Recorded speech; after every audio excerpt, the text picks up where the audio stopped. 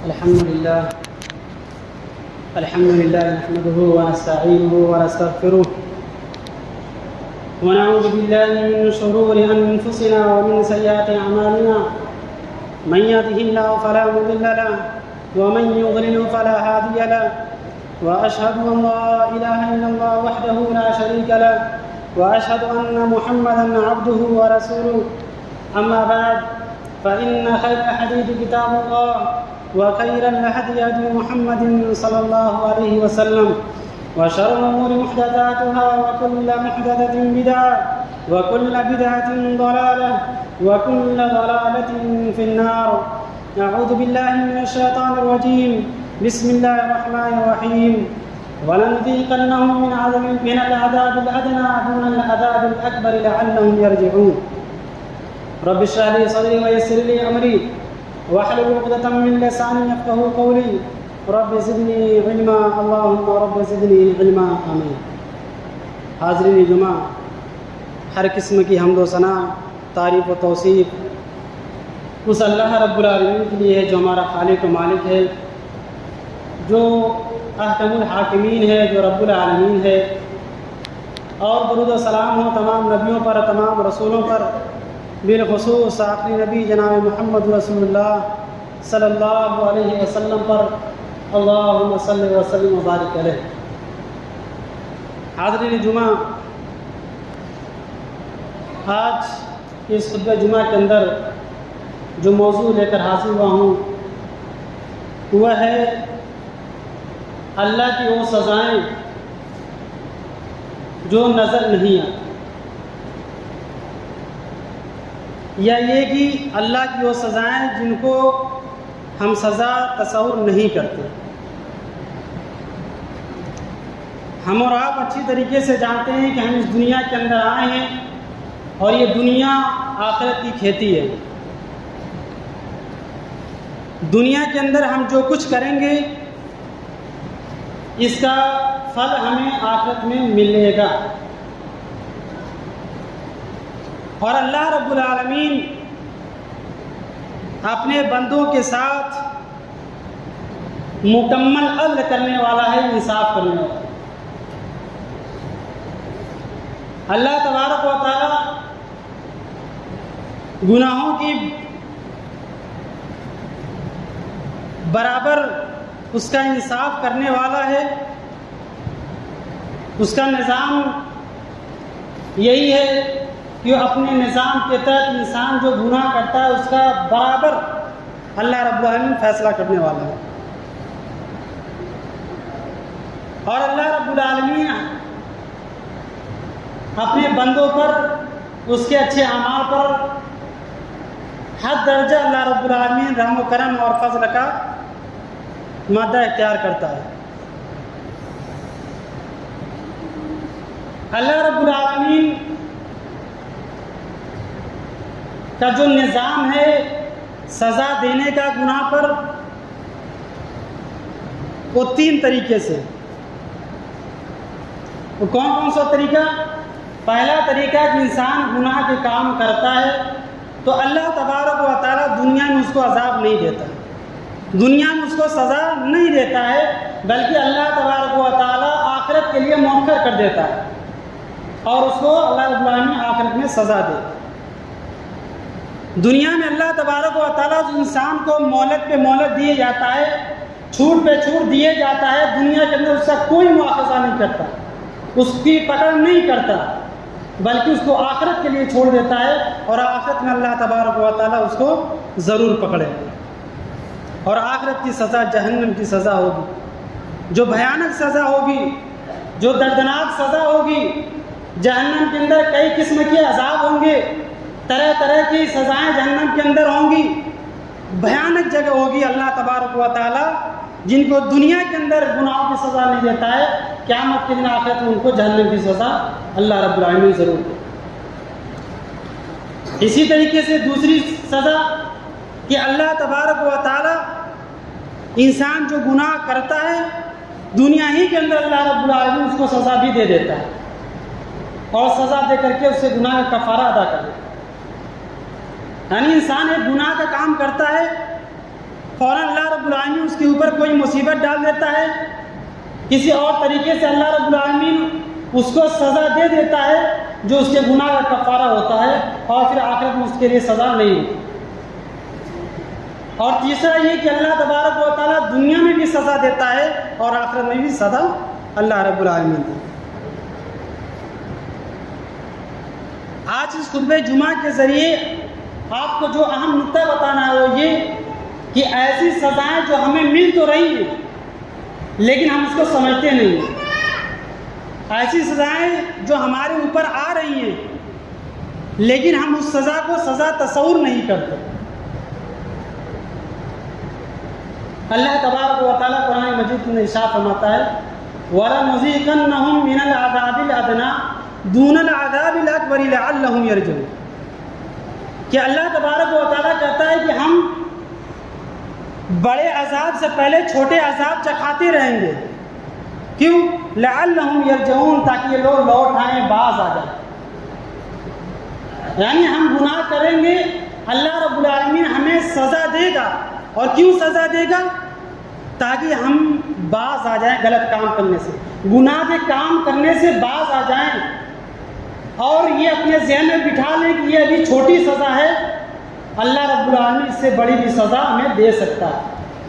اس لیے چھوٹی سزا آئی ہے تو بڑی سزا کے آنے سے پہلے ہم اپنے آپ کو اچھی طریقے سے سدھار لیں اور اپنا اچھی طریقے سے اپنی اصلاح کریں۔ اللہ تبارک و تعالیٰ کی وہ سزائیں جو ہمیں نظر نہیں آتی وہ اس طریقے سے کہ ہم اور آپ دنیا کے اندر رہتے ہیں اور اللہ تبارک و تعالیٰ اجتماعی طور پر معاشرے کے اندر کوئی برائی پھیل جاتی ہے، سارے لوگ اس کے اندر ملوث ہو جاتے ہیں، اور پھر اللہ رب العالمین اپنا عذاب نازل کرتا ہے، تو ہم اس کو عذاب نہیں تصور کرتے، ہم کیا سوچتے ہیں کہ ارے فلاں کے یہ کام کرنے کی وجہ سے ایسا ہو گیا، اگر کسی کا نقصان زیادہ ہو گیا یا زلزلے آ گئے اور اس کے ذریعے کسی کا گھر تباہ و برباد ہو گیا تو ہم یہ سمجھتے ہیں کہ بھائی یہ زلزلہ آیا اس لیے ہمارا گھر تباہ ہو گیا، حالانکہ اس کا دوسرا پہلو بھی ہمیں سوچنا چاہیے کہ زلزلہ تو آیا پورے گاؤں کے اندر، پورے شہر کے اندر آیا زلزلہ، لیکن ہمارا ہی گھر کیوں برباد ہوا، ہمارا ہی گھر زمین بوش کیوں ہوا، ہمارا اتنا بڑا کاروبار پھیلا ہوا تھا، ہمارا کاروبار ہی کیوں ڈوبا، دوسرے کا بچا ہوا ہمارا ڈوب گیا۔ تو ہمیں اس نظریے سے بھی سوچنا چاہیے کہ شاید اللہ رب العالمین ہمارے گناہ کا عذاب دے رہا، ہمیں سزا دے رہا۔ ہمارا معاملہ یہ ہوتا ہے کہ ہم اللہ کی طرف سے آئی ہوئی سزا کو واقعات اور حوادث کی حوالے کر کے ہم اپنے آپ کو بچا لیتے ہیں، چھٹکارا پا لیتے ہیں، ہم یہ سمجھتے ہیں ہمارے گناہ کی وجہ سے نہیں ہوا، جیسا کہ اللہ تبارک و تعالیٰ نے حضرت قوم ہود علیہ السلام کی قوم عاد، جب اللہ رب العالمین نے ان کے اوپر عذاب بھیجا، آسمان بادل پورا گھرا ہوا ہے، ہوائیں تیز چل رہی ہیں، حضرت ہود علیہ السلام کی قوم عاد، یہ بادلوں کا منظر جو بھیانک منظر تھا، اس کو دیکھ کر کے کیا کریں، یہ بادل جو ہماری طرف آ رہا ہے یہ ابھی ہمارے اوپر بارش برسائے گا، اچھی خاصی رحمت کی بارش ہمارے اوپر لے کر کے آ رہا ہے یہ بادل۔ اللہ رب العالمین قرآن مجید کے اندر اس کا نقشہ کھینچتا ہے فَلَمَّا رَأَوْهُ عَارِضًا مُسْتَقْبِلَ أَوْدِيَتِهِمْ قَالُوا هَٰذَا عَارِضٌ مُمْطِرُنَا، کہ جب ان کے پاس بادل آ رہا تھا ان کے وادیوں کی طرف سے تو یہ لوگ بادل کو دیکھ کر کے کہہ رہے تھے ہاذا عارض ممطرنا، یہ ہمارے اوپر بارش نازل کرے گا، یہ ہمارے اوپر موسلا دھار بارش نازل کرے گا، بل هو ما استعجلتم به ریح فیہا، اللہ تبارک و تعالی ارشاد فرماتا ہے کہ یہ ان کے لیے رحم کی بارش نہیں تھی،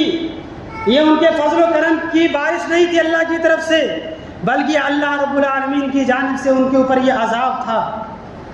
اللہ رب العالمین کی جانب سے ان کے اوپر عذاب نازل کیا جا رہا تھا، جس کو وہ سمجھتے تھے کہ یہ رحمت کی بارش نازل ہو رہی ہے۔ حالانکہ وہ لوگ اپنے اعمال کی طرف نہیں دیکھ رہے تھے کہ کیا ہمارے اعمال اتنے اچھے ہیں کہ اللہ تبارک و تعالیٰ کا فضل و کرم ہمارے اوپر نازل ہو جائے گا۔ یعنی اگر ہم اچھے عمل کر رہے ہیں تو ہمیں اللہ سے یہ امید ہوگی کہ اللہ ہمارے ساتھ جو کرے گا اچھا کرے گا۔ لیکن ہمارے اعمال سارے غلط ہوں، ہم گناہ پہ گناہ کیے ہوں، ہمارے پورے رجسٹر میں گناہ لکھا ہوا ہو، اور پھر اس کے بعد ہمارے اوپر اللہ کی طرف سے کوئی پریشانی آئے تو ہم اس کو سمجھیں گے اللہ کی رحمت ہے،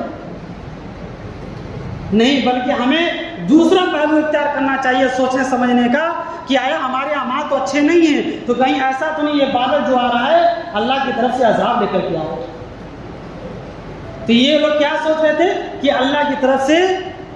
رحمت کی بارش ہمارے اوپر نازل ہوگی، اور ہوا کیا کہ اللہ کی طرف سے یہ بادل جو آیا یہ اتنی زور سے بارش آیا کہ قوم عاد ہلاک و برباد ہو گئی، قوم عاد ہلاک و برباد ہو گئی۔ تو اس لیے ہمیں اللہ کی سزا کو پہچاننے کی ضرورت ہے کہ اللہ تبارک و تعالیٰ کس طریقے سے ہمارے اوپر عذاب نازل کر رہا ہے، کس طریقے سے ہمیں سزائیں دے رہا ہے۔ ہم اس کو سمجھ رہے ہیں کہ نہیں سمجھ رہے ہیں، ہمیں اس پر غور کرنا چاہیے کہ جب ہمارے اوپر پریشانیاں آئیں، مصیبتیں آئیں، تو ہم یہ نہ سوچیں کہ شاید یہ کسی نے ہمارے اوپر کیا کچھ اوپری کر دیا ہوگا اس لیے ہمارے اوپر یہ پریشانیاں آ رہی ہیں، یا ہمارے کاروبار میں نقصان ہو جائے، یا ہماری دکان کے اندر آگ لگ جائے تو ہم یہ سوچیں گے یار تار کے ذریعے، لائٹ کے ذریعے چنگاری لگ گئی، دکان میں آگ لگ گئی۔ بلکہ دوسرا پہلو ہمیں سوچنا چاہیے کہ شاید اللہ رب العالمین نے اپنے گناہوں کی وجہ سے ہمیں یہ عذاب دیا ہو، یہ سزا دی ہو، اور سزا کے طور پر ہمارے مال و دولت کے اندر نقصان کیا ہو، کیونکہ سزائیں مال و دولت کے اندر بھی ہو سکتی ہیں، اولاد کے اندر بھی ہو سکتی ہیں، کاروبار کے اندر بھی ہو سکتی ہیں، اور جن چیزوں سے ہمیں زیادہ پیار ہے، محبت ہے، ان چیزوں کو چھین جانے کی صورت میں یہ سزائیں ہمارے اوپر ہو سکتی ہیں۔ سزاؤں کی کئی صورتیں ہیں، ایک صورت یہ بھی ہو سکتی ہے کہ اللہ رب العالمین نے ہمیں بہت ساری نعمتیں دی، اللہ رب العالمین نے ہمیں بہت ساری نعمتوں سے نوازا، لیکن ہم نے ان نعمتوں کی ناقدری کی، فَلَمَّا نَسُوا مَا ذُكِّرُوا بِهِ فَتَحْنَا عَلَيْهِمْ أَبْوَابَ كُلِّ شَيْءٍ، کہ اللہ تبارک و تعالیٰ جب اپنے کسی بندے سے ناراض ہوتا ہے تو اللہ تبارک و تعالیٰ اس کو دنیا دے دیتا ہے، دنیا کی ساری نعمتیں اس کو عطا کر دیتا ہے۔ سلف صالحین کا حال یہ تھا کہ وہ اللہ کے نیک بندے تھے، لیکن جب ان کے سامنے نعمتیں ہی نعمتیں آتی رہتی تھی، ہر طرح سے ان کے پاس نعمتیں آتی تھی تو پریشان ہو جایا کرتے تھے، وہ حیران و پریشان ہو جایا کرتے تھے کہ ہمارے پاس اتنی ساری نعمتیں کیوں آ رہی ہیں، کہیں ایسا تو نہیں کہ اللہ تبارک و تعالیٰ ہمیں کسی عذاب کے اندر، کسی سزا کے اندر ملوث کر رہا ہے۔ وہ پریشان ہو جایا کرتے تھے، اور ان کے ذہن میں یہ بات ہوتی تھی کہ اللہ تبارک و تعالیٰ نے کہا کہ کل قیامت کے دن ہوگا، کل قیامت کے دن ہوگا، اذهبتم طیباتکم فی احیاکم دنیا واستمتعتم بها، کہ اللہ تبارک و تعالیٰ ارشاد فرماتا ہے کل قیامت کے دن کچھ لوگ ایسے بھی ہوں گے کہ اللہ تبارک و تعالیٰ ان سے کہے گا کہ تم نے دنیا کے اندر جو اچھے عمل کیے تھے، تم نے دنیا کے اندر جو اچھے کام کیے تھے، تمہیں دنیا ہی کے اندر اس کا پھل مل چکا تھا، تمہیں دنیا ہی کے اندر ساری نعمتیں مل چکی تھی، اب آخرت میں تمہارے لیے کوئی چیز باقی نہیں ہے، آخرت میں تمہارے لیے کوئی چیز باقی نہیں ہے۔ اسی لیے سلف صالحین کے پاس جب نعمتوں کا انبار لگ جاتا تھا تو ڈرا کرتے تھے اور پریشان ہو جایا کرتے تھے، کہیں ایسا تو نہیں کہ نعمتیں اللہ رب العالمین ہمیں دنیا ہی کے اندر ہمارے اچھے اعمال کے بدلے میں دے کر کے آخرت میں کہیں ہمیں محروم نہ کر دے۔ یہ ان کے اندر ڈر رہا کرتا تھا۔ اور آج ہمارا حال کیا ہے کہ اگر ہمارے پاس نعمتیں آنا شروع ہو جائیں تو ہم کیا کہتے ہیں، لگتا ہے اللہ رب العالمین ہم سے خوش ہو گیا ہے، لگتا ہے اللہ رب العالمین ہم سے بہت زیادہ خوش ہو گیا ہے، اس لیے اللہ رب العالمین ہمیں خوب نعمتیں دے رہا ہے، ہر طرف سے ہمارے پاس پیسے ہی پیسے آ رہے ہیں، دولت ہی دولت آ رہی ہے۔ ہم اس کو اس نظریے سے دیکھتے ہیں کہ اللہ ہم سے خوش، نمازیں نہیں پڑھ رہے ہیں ایک بھی ٹائم کی، اللہ ہم سے خوش ہو کر کے نعمتیں دے رہا ہے۔ حالانکہ ہمیں سوچنا چاہیے کہ کہیں ایسا تو نہیں کہ اللہ رب العالمین یہ نعمتیں ہمیں دے کر کے دنیا کے اندر دے کر کے آخرت سے محروم نہ کر دے۔ کہیں ایسا نہیں کہ دنیا کے اندر ساری نعمتیں ہمیں مل جائیں اور آخرت میں اللہ رب العالمین ہمیں ان نعمتوں سے، جنت کی نعمتوں سے محروم کر کے جہنم کے اندر ڈالے۔ تو ہمیں ایک بار اس نظریے سے دیکھنا چاہیے کہ ہمیں یہ چیزیں مل رہی ہیں تو کیوں مل رہی ہیں۔ اسی طریقے سے اللہ کی وہ سزائیں جو ہمیں نظر نہیں آتی ہیں، وہ اس طریقے سے کہ اللہ رب العالمین ہمیں مال و دولت تو دیتا ہے، لیکن اللہ رب العالمین ہمیں سزا بھی دیتا ہے، اور سزا اس طور پر دیتا ہے کہ اس مال و دولت کو صحیح طریقے سے خرچ کرنے کی صلاحیت کو اللہ ہم سے چھین لیتا ہے۔ یہ بھی اللہ کی سزا ہوتی ہے کہ اللہ ہمیں سب کچھ دیتا ہے، دنیا کی ہر نعمتیں اللہ رب العالمین ہمیں عطا کرتا ہے، لیکن اس کا استعمال کس طریقے سے ہونا چاہیے اللہ رب العالمین اس صلاحیت ہم سے چھین لیتا ہے۔ یہ بھی اللہ کی طرف سے بہت بڑی سزا ہے۔ یہ بھی اللہ رب العالمین کی طرف سے بہت بڑی سزا ہے کہ اللہ تبارک و تعالیٰ مال و دولت دے رہا ہے، لیکن اللہ تبارک و تعالیٰ دین کے راستے میں خرچ کرنے کے بجائے اللہ رب العالمین غلط راستے پر لگا دے، جہنم شیطان کے بہکاوے میں آ کر کے ہم اس پیسوں کا، اس دولت کا غلط راستوں میں استعمال کرنا شروع کر دیں۔ یہ بھی اللہ تبارک و تعالیٰ کی طرف سے ایک سزا ہے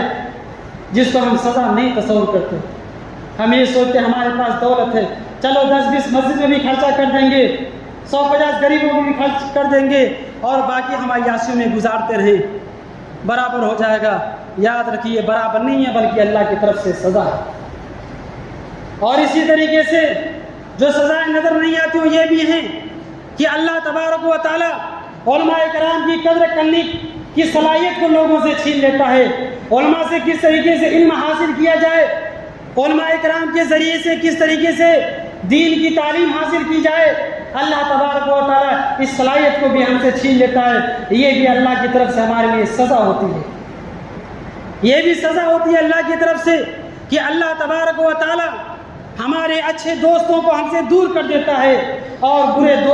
لوگوں کو ہمارا دوست بنا دیتا ہے۔ وَقَيَّضْنَا لَهُمْ، اللہ رب العالمین قرآن مجید کے اندر ارشاد فرماتا ہے کہ ہم ان کے لیے ایسے دوستوں کو ان کے لیے متعین کر دیتے ہیں جو برے کام کو ان کے لیے اچھا بنا کر کے پیش کرتے ہیں۔ برے کام کو بھی وہ کہتے ہیں بھائی یہ اچھا کام ہے، اس میں گناہ کا کیا کام ہے، اس میں حرج کی کیا بات ہے، یہ کر لو۔ اور اللہ رب العالمین اچھے دوستوں کو ہٹا کر کے برے دوستوں کو لگا دیتا ہے۔ یہ بھی اللہ کی طرف سے ایک سزا ہوتی ہے۔ یہ بھی اللہ کی طرف سے سزا ہوتی ہے جو ہمیں نظر نہیں آتا ہے۔ اللہ کی طرف سے ایک سزا یہ بھی ہوتی ہے کہ ہم ایک دوسرے کی برائیاں کرتے ہیں، ایک دوسرے کی غیبتیں کرتے ہیں، ایک دوسرے کی چغلی کرتے ہیں۔ یہ بھی سب سے بڑی سزا ہے کہ ہم اپنی غلطی کو ہم بھول جاتے ہیں اور دوسروں کی غلطی کو ہم سامنے رکھتے ہوئے لوگوں کے سامنے بیان کرتے ہوئے پھرتے ہیں کہ فلاں کے اندر یہ برائی ہے، فلاں کے اندر یہ برائی ہے، فلاں کے اندر یہ کمی ہے، اور فلاں کی کمی بیان کرتے ہوئے ہم اپنی کمیاں سمجھنا اور اس پر غور کرنا بھول جاتے ہیں۔ یہ سب سے بڑی سزا ہوتی ہے۔ یہ سب سے بڑی سزا ہوتی ہے کہ محاسبہ نفس، انسان کو جو اپنا محاسبہ کرنا چاہیے، اپنا حساب لینا چاہیے کہ ہم کیا کر رہے ہیں، اور اس کی صلاحیت اللہ چھین لے، یہ سب سے بڑی سزا ہے میرے بھائی۔ آج اس سزا کے اندر ہم اور آپ ملوث ہیں کہ ہم دوسروں کو کہہ رہے ہیں کہ فلاں ایسے کر رہا ہے، فلاں ویسے کر رہا ہے۔ میرے بھائیوں، سوچنے کا مقام ہے، ہم اپنا محاسبہ کریں۔ آج دیکھیے فلسطین اور غزہ کے جو معاملات چل رہے ہیں، آج روزانہ ہم خبریں سن رہے ہیں، روزانہ ہم خبریں خوب سن رہے ہیں، طرح طرح کی خبریں سن رہے ہیں۔ اور کیا ہوتا ہے، پھر 4 لوگ بیٹھتے ہیں اور کیا کرتے ہیں، فلاں نیوز والا یہ خبر سنا رہا ہے، فلاں نیوز والا یہ خبر سنا رہا ہے، اور پھر اس کے بعد ہم دوسرے دیشوں کے اوپر لعن طعن بھی کرتے ہیں، فلاں دیش چپ چاپ بیٹھا ہوا ہے، فلاں دیش چپ چاپ بیٹھا ہوا ہے، کچھ نہیں کر رہا ہے۔ ارے اللہ کے بندے، اللہ نے اگر ہمیں اتنی طاقت نہیں دی کہ ہم جا کر کے مدد کر سکیں، لیکن اتنا تو ہم کر سکتے ہیں کہ 5 وقت کی نماز پابندی کے ساتھ پڑھ کر کے ہم ان کے لیے دعائیں کر سکتے ہیں، ان کی بحالی کے لیے دعائیں کر سکتے ہیں، دشمنوں سے محفوظ حفاظت کے لیے ہم اللہ سے دعا کر سکتے ہیں۔ کیا ہم یہ کام کر رہے ہیں؟ ہم دوسرے کے اوپر انگلی اٹھا رہے ہیں، دوسرے کے اوپر لعن و طعن کر رہے ہیں کہ فلاں ملک کچھ نہیں کر رہا ہے، فلاں ملک خاموش ہے، اس کے بارے میں کچھ نہیں کر رہا ہے۔ لیکن کیا ہم کیا کر رہے ہیں؟ ہمارے پاس جتنی طاقت ہے کہ ہم 5 ٹائم نماز پڑھ کر کے ان کے لیے دعا کر سکتے ہیں، اتنی طاقت ہے ہمارے پاس، ہمارے اور آپ کے پاس اتنی طاقت ہے کہ ہم کر رہے ہیں، تو ہم اپنی کمی چھپا رہے ہیں، دوسرے کی کمی ظاہر کر رہے ہیں۔ یہ اللہ کی طرف سے سزا ہے، اور قیامت میں اللہ ہمیں سے سوال کرے گا، ہم سے پوچھے گا کہ تم دوسرے کے اوپر انگلی تو اٹھا رہے تھے، لیکن تمہارے پاس اتنی طاقت تھی کہ تم نماز میں اللہ سے فریاد کر سکتے تھے، رو رو کر گڑ گڑا کر کے یہ دعا کر سکتے تھے کہ اللہ فلسطین کے مسلمانوں کی حفاظت فرما، وہاں جو قتل عام ہو رہا ہے ان کی حفاظت فرما، یہ دعا کر سکتے تھے، لیکن تم نے یہ بھی نہیں کیا۔ صرف تمہارا کام یہ تھا کہ تم دوسرے کے اوپر تبصرہ کیا کرتے تھے۔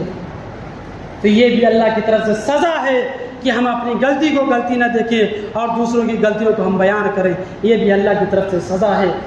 اور یہ بھی سزا ہے کہ اللہ تبارک و تعالی ہم سے سوچنے سمجھنے کی صلاحیت کو چھین لیتا ہے۔ اللہ تبارک و تعالی ہم سے ایسی بصارت کو چھین لیتا ہے، نگاہ بصیرت کو، کہ ہم یہ سمجھ نہیں پاتے کہ یہ چیز صحیح ہے یا چیز غلط ہے۔ اللہ رب العالمین فرماتا ہے یا ایھا الذین آمنوا ان تتقوا اللہ یجعل لکم فرقانا، کہ اے ایمان والو تم اللہ کا تقوی اختیار کرو، اگر تم اللہ کا تقوی اختیار کرو گے تو اللہ تبارک و تعالیٰ تمہیں نگاہ بصیرت عطا فرمائے گا، تمہیں نگاہ بصیرت عطا فرمائے گا۔ ایسی نگاہ بصیرت اللہ رب العالمین تمہیں عطا فرمائے گا کہ تم حق و باطل کے درمیان فرق کر سکو گے، کیا صحیح ہے کیا غلط ہے، کیا حق ہے کیا باطل ہے۔ اللہ رب العالمین وہ نگاہ بصیرت دے گا، سمجھنے کی اور صلاحیت دے گا۔ میرے بھائیوں، آج ہمارے اوپر یہ سزائیں مسلط ہیں، لیکن ہم ان کی سزاؤں کو سزائیں نہیں تصور کر رہے۔ ضرورت ہے میرے بھائیوں کہ آنے والی پریشانیوں کو، مصیبت کو ہم سزا کے طور پر دیکھیں، اس نظریے سے دیکھیں کہ کہیں ایسا تو نہیں ہے کوئی گناہ کے کام کیے اور اللہ رب العالمین ہمیں سزا دے رہا ہے۔ ہم اس نظریے سے ہر عمل کو